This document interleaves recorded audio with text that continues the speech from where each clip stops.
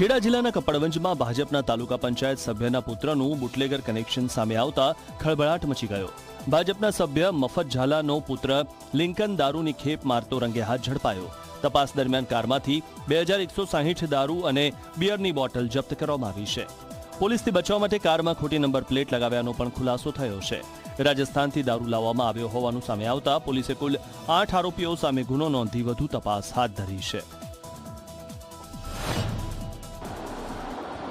ગઈકાલે કપડન મુકામે કપડન તાલુકા પંચાયતના સદસ્યના પુત્રનું જે પ્રકારે દારૂ પકડ્યો છે, એસએમસીની રેડ થઈ, અગાઉ પણ જિલ્લા પંચાયતના સભ્યનો પણ આ જ પ્રકારે રેડ થઈ અને દારૂ પકડાયો હતો।